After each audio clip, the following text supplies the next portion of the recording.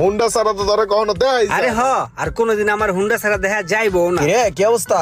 কিরে তুই আইলি কি মনে কইরা? আইলাম দেই দেশের আবহাওয়া অবস্থা কি? কিরে তোর না একটা হুন্ডা কেনার কথা, হুন্ডা কিনছস?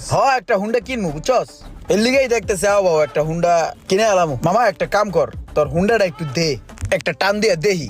হুন্ডা কিনবো তো একটা নতুন, একটা আইডিয়া টাইডিয়া লইলাম, একটা টান দিব জাস্ট, আর কিছু না। দুই একটা ফটো টটো তুললাম, আপলোড মাপলোড দিলাম, পোলা পানে বুঝলো যে হুন্ডা কিনা লাইছি, বুঝছস নাই?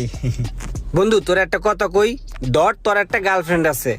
এখন তোর যদি আমি কই যে বন্ধু তোর গার্লফ্রেন্ডটা আমার 5 মিনিটের লেগে দে, লইয়া একটু ঘুরি চুরি 2-4টা ছবি টবি তুলি, একটু ফেসবুকে পোস্ট দিমু, তুই কি দিবি? দিবি না। ঠিক এই বাইকটাও আমার একটা গার্লফ্রেন্ড। সো আমি আমার গার্লফ্রেন্ডে তোর কাছে কেমনে দেই ক? ধর বেড়া, এটা কোনো কথা বলি বেড়া? কোথায় রয়েছে বেড়া গার্লফ্রেন্ড আর কোথায় রয়েছে বাইক? তুই কি লিগে বেড়া ফাইজলামি করছিস? বেড়া নাম্বারের নাম একটু চালা মুইতে বেড়া, তো বাহানা করস কি লিগে? আরে ভাই আমার গার্লফ্রেন্ড তুই জোরাজুরি